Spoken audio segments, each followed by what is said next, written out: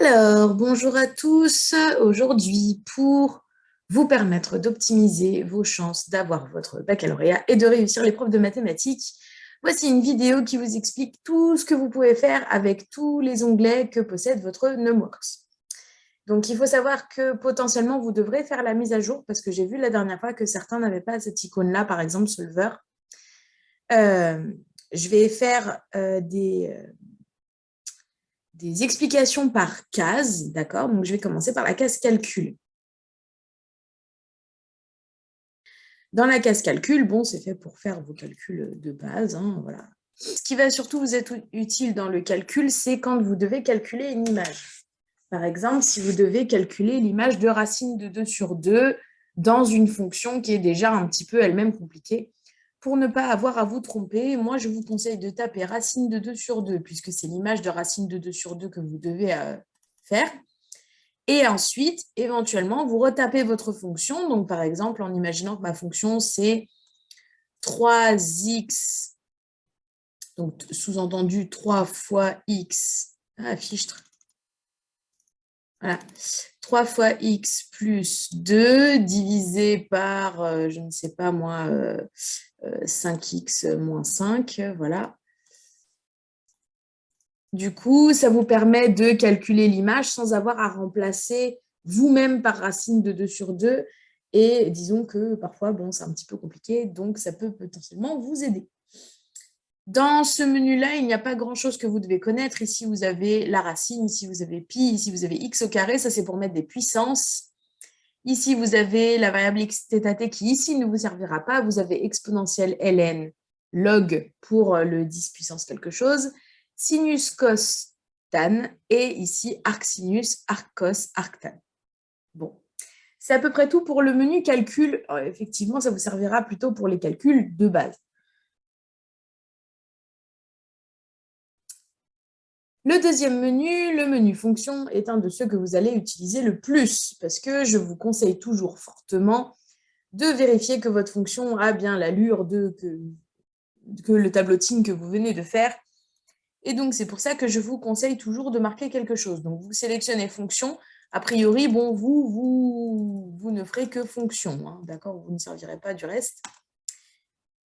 Donc, fonction, en imaginant par exemple que j'ai la fonction suivante, 2x plus 3 divisé par x au carré moins 1, par exemple. Voilà. Donc, ici, déjà, pour ceux qui connaissent un petit peu leur cours, ici, j'ai mis x au carré moins 1. Ça veut dire que les deux solutions vont être 1 et moins 1. Ça veut dire que 1 et moins 1 vont être mes deux valeurs interdites et qu'il va donc y avoir deux asymptotes verticales. Et quand je regarde le graphique, effectivement, ici, alors attendez, je vais annoter, ne bougez pas. Donc, voilà, ici, vous allez avoir une asymptote verticale en moins 1, puisque moins 1 est votre première valeur interdite. Et ici, vous allez avoir une asymptote verticale en 1, car 1 est votre deuxième valeur interdite. Ici, donc, vous voyez que la fonction, elle est déjà décroissante, ensuite croissante, et ensuite, elle est ici un tout petit bout croissante, décroissante entre moins 1 et 1, et ici, elle n'est que décroissante à partir de 1. Donc, dans ce menu fonction, il y a plusieurs choses dont vous allez pouvoir parler, enfin du moins que vous allez utiliser. Notamment ici, vous voyez que j'ai un point ici qui est votre curseur que vous pouvez bouger. D'accord? Donc ici, en bougeant votre curseur, vous allez vous déplacer sur votre courbe et vous allez donc avoir plusieurs images, des images qui sont inscrites en bas. X égale 0,2, c'est l'abscisse. F de x égale moins 3,54 bidule, c'est l'ordonnée. Donc, en appuyant sur OK, vous avez un menu qui s'appelle Calculer. D'accord? Donc, attendez, je vais effacer mes asymptotes. Voilà, donc le menu antécédent, comme son nom l'indique, va vous donner les antécédents d'un nombre. Par exemple, si vous voulez l'antécédent de 2, du coup, si vous validez, ici, vous voyez que ça vous affiche le curseur au niveau du 2 ici, du 2 de l'axe des ordonnées. Et le premier antécédent de 2 est donc moins 1, je ne sais pas quoi. Le deuxième antécédent de 2, puisque bien évidemment, vous pouvez utiliser les flèches navigatrices ici pour vous balader sur le dessin. Voilà, donc là, si je reclique à droite, il n'y en a pas d'autres, donc il n'y en a que 2. Vous pouvez éventuellement utiliser antécédent aussi pour le TVI. D'accord? Par exemple, si vous voulez, donc je reclique sur antécédent, si vous voulez les antécédents de 0, car c'est principalement ce que va vous donner votre TVI, vous cliquez sur valider. Ici, vous avez les antécédents de 0. Enfin, ensuite, là, ça vous affiche f de x égale 2, tout, parce que du coup, ça vous affiche un truc vraiment approximatif. Mais, mais du coup, vous savez que c'est en moins 1,5. Quand vous rappuyez donc sur calculer, vous avez également maximum, minimum. Si vous cliquez sur maximum, minimum, ici, ça va vous donner le... Pourquoi mon écran il est comme ça? Voilà. Là, votre minimum numéro 1, voilà, ça va être moins 1 en infini, parce que bien évidemment, votre fonction autour de 1 et moins 1, puisque ce sont des valeurs interdites, ce sera l'infini. Et quand je fais les flèches de navigation, ça me donne un deuxième maximum ici. Vous voyez, ici, c'est mon maximum de ma petite bosse ici, et qui vaut donc moins 2,62 à peu près en moins 0,038 à peu près. Donc, si je continue de naviguer, j'ai toujours l'infini, et c'est les 2 seuls maximums locaux que j'aurai. Donc, du coup, il n'y a que celui-là que vous devrez noter dans votre tableau de variation. Bien évidemment, la même chose pour le minimum. Ici, vous allez avoir 2 minimums, un seul, pardon. Vous allez en avoir un ici, ensuite, ça vous affiche infini et infini, moins l'infini et moins l'infini. Donc, du coup, voilà, vous ne notez que celui-là. Dans le menu calculer, vous avez également 0 qui peut vous aider également pour le TVI, comme on a vu tout à l'heure. Vous voyez, ici, ça vous donne la solution de f de x égale 0. Et quand je navigue avec les flèches, je vois qu'il n'y en a pas d'autres, donc c'est forcément celui-là. Faites attention quand même, quand on vous demande des fois le TVI, on vous demande de vous restreindre à un intervalle particulier. Et de ce fait, parfois, quand vous avez plusieurs solutions, vous devez choisir la solution qui est dans le bon intervalle.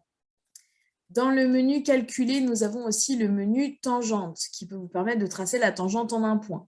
Donc ça peut vous permettre de vérifier que votre équation de la tangente est bonne. L'intégrale, vous n'allez pas l'utiliser pour le baccalauréat et vous avez normalement le menu intersection. Sauf que ici, comme je n'ai pas tracé de deuxième courbe, et ben, du coup, ça ne vous le donne pas. Pourquoi l'intersection est intéressante? C'est parce que si jamais on vous demande... pardon, je n'ai pas fait fonction. Attendez, bougez pas. Hop. Si on vous demande, par exemple, la solution de f de x égale g de x, alors par exemple, on vous demande de résoudre à la main f de x égale x, et bien du coup, je trace f de x, je trace x, et du coup, hop, je vais dans mon graphique, et ici, alors attention, parce que vous voyez ici, si je fais intersection, puisque intersection est apparue, si je calcule l'intersection, il va me donner l'intersection, mais parfois, faites attention, l'intersection est tellement loin que votre graphique va afficher « je ne trouve pas l'intersection ». Sauf que vous devez régler correctement votre fenêtre. Donc, je vous montrerai tout à l'heure comment on fait. Pour bien trouver l'intersection ici, elle a trouvé qu'une seule et unique intersection en 2,10.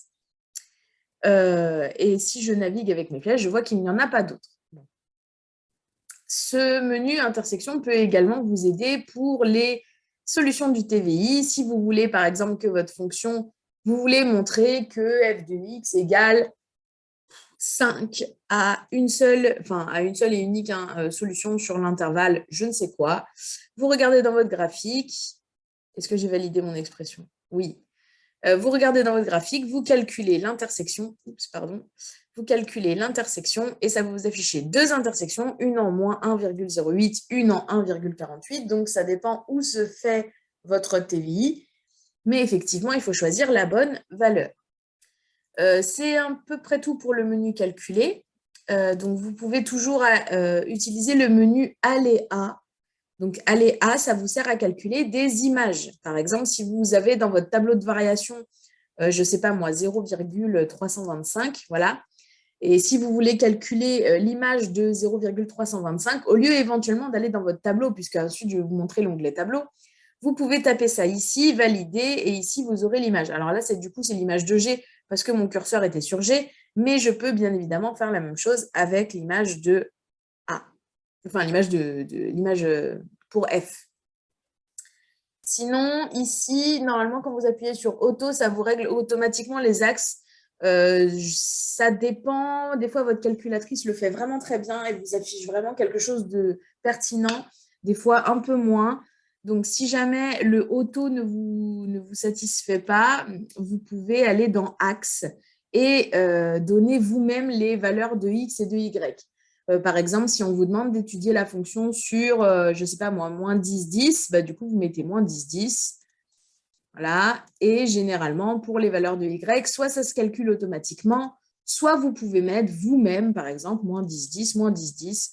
Le moins 10, 10, moins 10, 10, donc minimum moins 10, maximum 10, vous permet très généralement, dans de nombreux cas, d'avoir un aperçu vraiment assez large en fait de la fonction pour pouvoir en déduire beaucoup de choses, d'accord?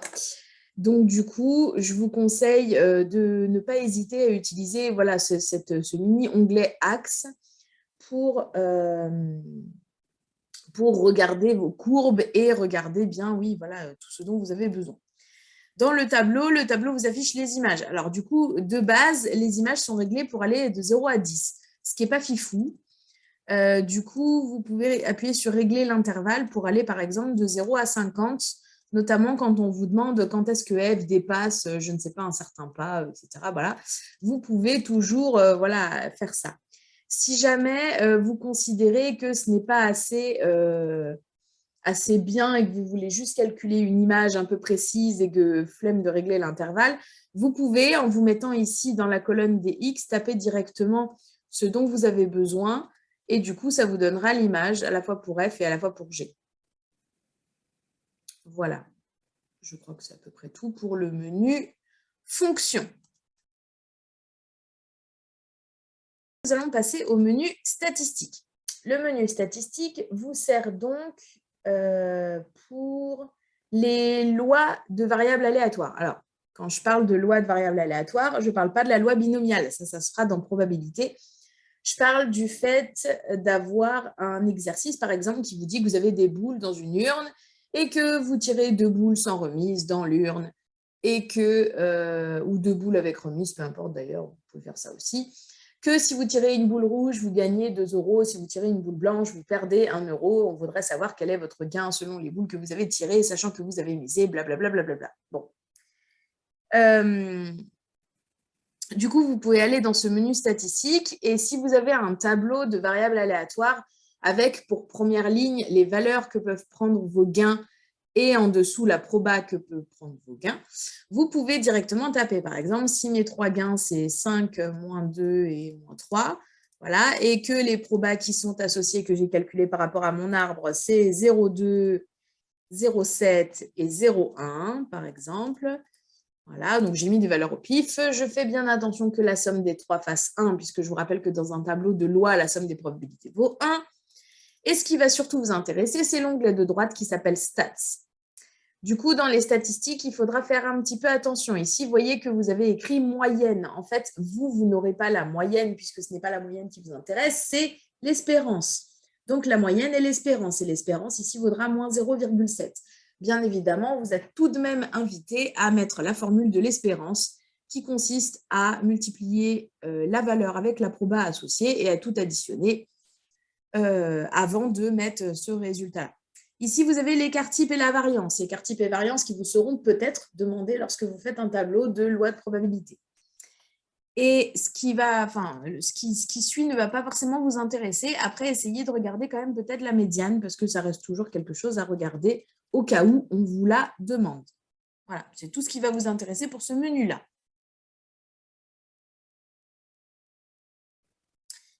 Concernant le menu probabilité, c'est là que vous allez vous servir de votre loi binomiale. Et vous n'allez vous servir que de la loi binomiale dans cet onglet, puisque vous voyez, ici vous avez test statistique, intervalle de confiance, vous n'allez vous servir que des probabilités et vous n'avez appris que la loi binomiale.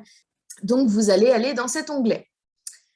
Vous rentrez N et P. Donc là, je vais rentrer juste un P un petit peu plus différent pour qu'on ait quelque chose un petit peu sympathique. Voilà. Et ici, vous allez avoir votre loi. Donc, les petits bâtons gris là que vous voyez, c'est la répartition de votre loi. D'accord?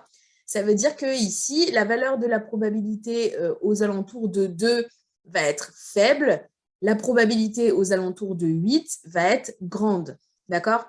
Et là, je ne parle pas forcément du milieu, parce que vous voyez que le milieu de 20, entre guillemets, c'est 10. Donc, vous voyez que là, quand je suis à 10, ce n'est pas la probabilité la plus haute forcément. La numWorks est vraiment bien dans le sens où ici, vous avez donc la sélection de la probabilité que vous souhaitez.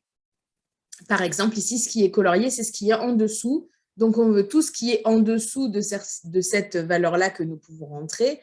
Par exemple, ici, si je veux tout ce qui est en dessous de 5, et bien du coup, vous voyez que j'ai tout ce qui est en dessous de 5 qui s'est colorié et c'est la somme de tous ces probas-là qui vaut 0,12, 55, 99, etc.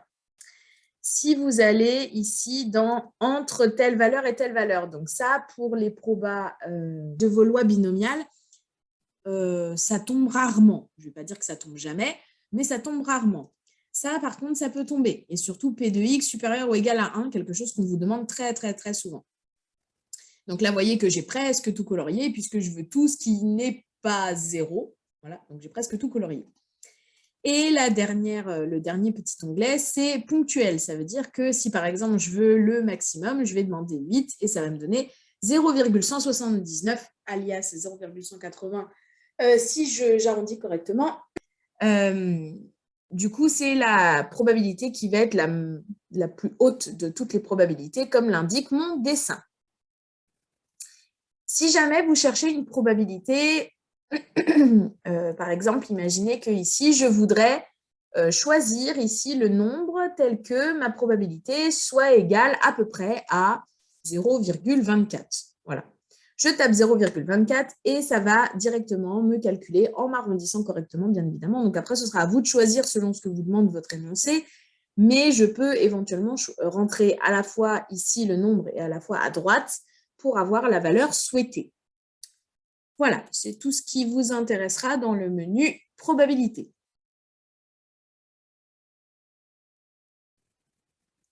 Dans le menu solver, ça vous servira à résoudre toutes sortes d'équations, des équations les plus simples aux équations les plus compliquées. Notamment, n'hésitez pas à sélectionner le vide. Si vous avez 2x plus 1 égale 0 et que vous appuyez sur résoudre l'équation, normalement, vous pouvez le résoudre à la main, mais cela vous la résout quand même.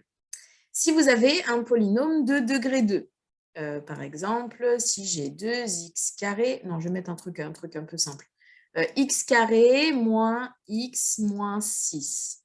Voilà.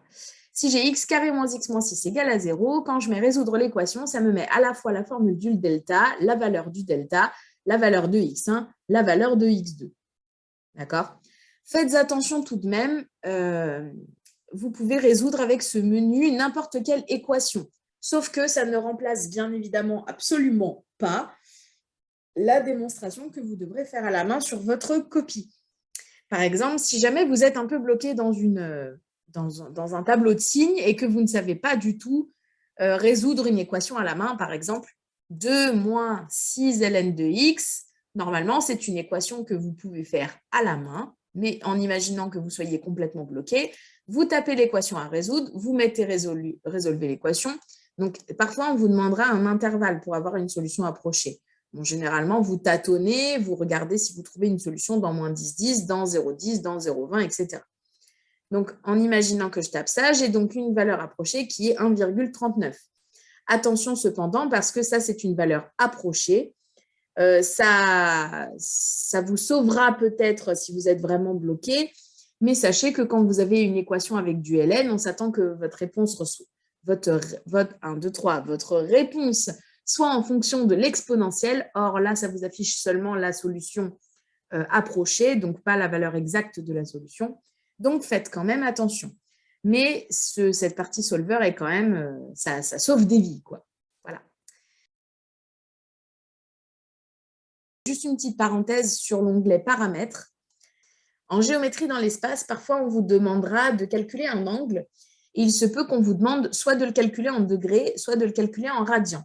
À partir du moment où on vous demande de calculer un angle, n'hésitez pas à aller dans le menu des paramètres pour modifier éventuellement votre unité d'angle, voilà, pour que la réponse s'affiche correctement et que vous ne soyez pas totalement à côté de la plaque. La luminosité, bien évidemment, je vous conseille de baisser la luminosité si vous vous apercevez que votre calculatrice n'a presque plus de batterie. La langue, bien évidemment. Le mode examen, alors le mode examen, aux dernières nouvelles, alors personnellement, aux dernières nouvelles, j'avais entendu qu'il n'y avait pas le mode examen. Sauf que j'ai certains collègues qui ont entendu qu'il y aurait le mode examen. Donc, affaire à suivre, je vais me renseigner pendant les vacances et je vous tiens au courant à la rentrée. De toute façon, le mode examen ne bloque absolument aucune... alors, attendez que je ne dise pas de bêtises. Le mode examen, normalement, ne bloque que le menu Python. Le dernier menu que nous allons utiliser, c'est le menu suite. Le menu suite, vous allez devoir ajouter une suite. Donc là, on va vous demander si la suite elle est définie de manière explicite, récurrente d'ordre 1 ou récurrente d'ordre 2. Récurrente d'ordre 2, je ferai peut-être un exemple à la rentrée, mais vraiment, je ne pense absolument pas que ça tombera. Ce n'est dans quasiment aucun livre que nous avons étudié. Vraiment, ce serait pas cool qu'on vous donne ça, surtout qu'après, il reste difficile quand même de faire des récurrences et tout ça avec l'ordre 2. Mais je vous ferai un exemple à la rentrée. Donc, imaginons qu'on ait une suite récurrente d'ordre 1. On va directement vous afficher le UN ici. Vous pouvez le supprimer, ce n'est pas grave. Je vais vous montrer comment on le remet. D'accord? Donc, du coup, par exemple, en imaginant que ma suite, ce soit 6 UN carré plus 1. Voilà, vous pouvez 6 fois. Et donc, vous vous dites, ah mince, mais j'ai supprimé mon UN. Où est-ce que je le mets? Et bien, du coup, votre UN est dans la boîte à outils, les enfants. Donc, du coup, vous cliquez sur la boîte à outils. Vous avez donc UN, VN, VN plus 1. Donc, ça, c'est si les suites sont corrélées, mais je ne pense pas que ça arrive non plus. Ici, donc, vous cliquez sur UN. Vous le mettez au carré. Vous appuyez sur plus 5 parce qu'en imaginant que c'est votre formule. Et ici, vous n'oubliez absolument pas, surtout, de remplir votre U0, puisque votre U0 va déterminer à la fois le graphique et le tableau de votre fonction. En imaginant que U0 soit égal à 5, le graphique ne va pas vous servir à grand-chose, à part éventuellement regarder si la suite va stagner. Là, par exemple, j'ai mis une suite qui ne stagne absolument pas, sauf que vous voyez que ça ne se voit pas puisque la suite part directement vers plus l'infini de manière très, très rapide. Donc, vous n'allez pas voir grand-chose sur votre dessin. Le tableau va vous y aider. Par contre, vous voyez que là, dès n égale 4, je suis déjà à 10 puissance 22, donc un truc très, très, très, très grand. Et il me semble qu'au bout d'un moment, votre calculatrice va vous afficher carrément que c'est l'infini, décidément. Votre calculatrice va vous afficher que c'est l'infini parce qu'elle ne sera plus capable de calculer des valeurs aussi élevées. Je vais essayer de vous mettre une suite du coup qui tend vers quelque chose de sympa. Alors, bougez pas. Est-ce que si je vous mets ça... Attendez.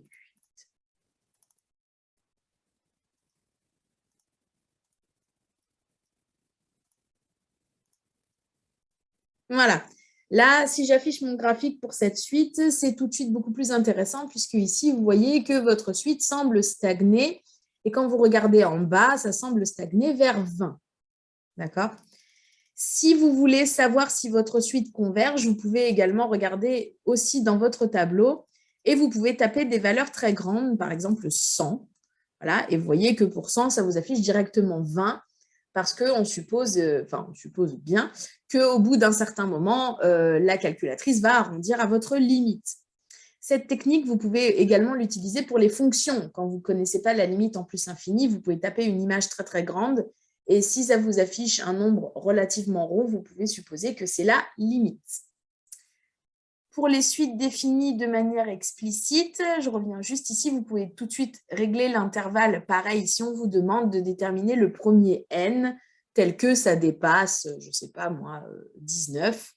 Du coup, si ça ne s'affiche pas, vous pouvez mettre ici de 0 à 50 avec un pas de 1.